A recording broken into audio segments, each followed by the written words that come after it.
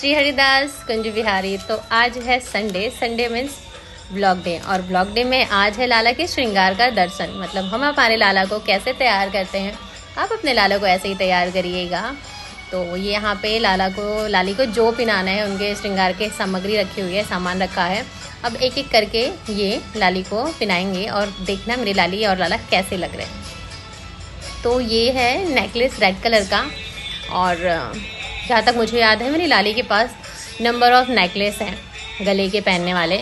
और हम लोग कभी भी शॉप पे जाते हैं तो कोई ना कोई लाली के लिए नेकलेस हो गया, कान का हो गया, बैंगल्स हो गए, लेकर के आते हैं।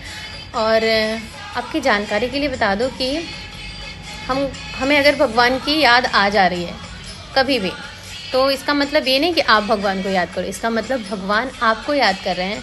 क्योंकि इसका एग्जाम्पल ये भी है कि समझो आप घर पे नियम से सुबह और शाम दिया जलाते हो, भगवान को अगरबत्ती दिखाते हो, मतलब नहीं, जिसकी जैसी श्रद्धा होती है सामने वाला वैसी पूजा करता है।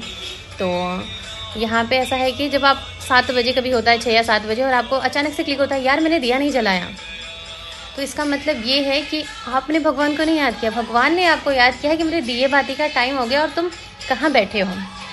और उस 1 से 2 बार भी अगर भगवान आपको याद दिलाते हैं और आप वो चीज़ नहीं करते, फिर धीरे धीरे भगवान जी भी छोड़ देते हैं, अरे ये तो मुझे याद ही नहीं कर रहा, जाने दो। लेकिन ना आप ये चीज़ पर्सनली नोटिस करना कि ऐसा होता है कि नहीं। अगर होता है तो कमेंट में ज़रूर बताना। अब मेरी लाली तैयार हो गई हैं। इनके हाथ के चूड़े के पीछे भी एक स्टोरी है कि मम्मी कहती थी जब मुझे बहुत शौक़ है मेरी बेटी मेरी बहू तैयार होकर के रहें, तो हम लोग तो यूजुअली नहीं रहते, बट ना लाली आई तो मम्मी के सारे ही शौक़ पूरे हो गए। मतलब नहीं, एक बहू ऐसे तैयार होकर रहती है या बेटी ऐसे तैयार होकर रहती है। तो ये चूड़ा लेने के लिए जब भी हम शॉप पे गए थे, कुछ इंटेंशन नहीं था चूड़ा लेने का, लेकिन वहाँ पे जाते ही ऐसा हो गया कि अरे संजू तुझे पता है ना मुझे शौक़ है चूड़े का।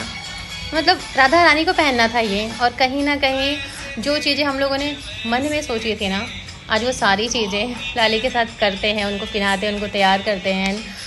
इट्स जस्ट लाइक, मतलब नहीं, शब्दों में तो इसको एक्सप्लेन ही नहीं कर सकते।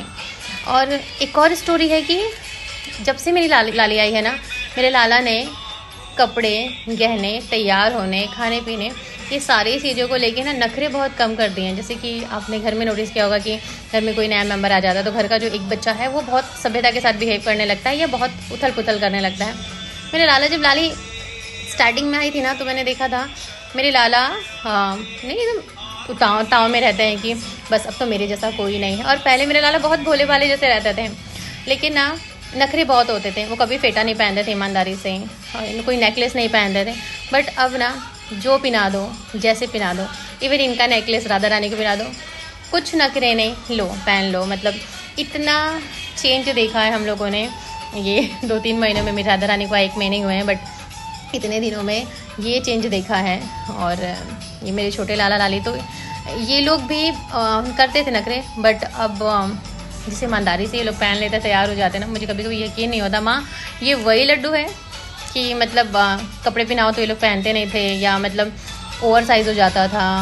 अब देख रहे हो, मतलब वही कुछ भी पहना दो इतने प्यार से पहन लेते हैं, जैसे ये लोग वेट कर रहे थे हमारा जोड़ा लगाओगे तब हम लोग अच्छे से रहेंगे। तो इनको तैयार करने का काम यूजुअली माँ, भाभी, दी, मैं, मतलब एक अलग ही ना सुकून, एक अलग ही खुशी मिलती है लाला लाली को तैयार करके। और देखो बहुत बहुत जल्दी तैयार हो गए, मतलब कह दो लोग देखते हैं और सोचते हैं कितना टाइम लगता होगा सबको खिलाना पिलाना, नहलाना, कपड़े पहनाना, तैयार करना। पर सच बताऊं, अगर आप ईमानदारी से लगो ना तो 10-15 मिनट में भी लाला लाली तैयार हो जाते हैं। और जब लाला लाली नखरे करने पे आ जाते हैं तो 2-4 घंटे भी लगा दो और ये तैयार नहीं होते। तो सब बातें हैं श्रद्धा की। आज लाला लाली का श्रृंगार इसलिए भी हुआ है क्योंकि आज है लड्डू मार होली। लड्डू मार होली के पीछे भी एक कहानी है कि द्वापर युग में एक बारी राधा रानी और उनकी सखियाँ नंदगांव में गई थी होली का न्योता लेकर के। पहले ऐसा होता था, न्योता पठाया जाता था कोई फेस्टिवल सेलिब्रेट करने के लिए। तो वहाँ पे नंदगांव ने न्योता स्वीकार कर लिया और वहाँ के लोगों को, वहाँ के पुरोहितों को लड्डू बांटा। अब लड्डू बांटा तो राधा रानी और सखियों ने क्या किया, वहाँ के लोगों को रंग लगा दिया। अब वो लोगों के पास रंग तो था नहीं लगाने के लिए, अब उन्होंने राधा रानी और ये सब पे क्या फेंकने लगे, लड्डू फेंकने लगे। और तब से ही लाडली जी के मंदिर में लड्डू फेंक होली की परंपरा शुरुआत हो गई और वो परंपरा आज तक आ रही है।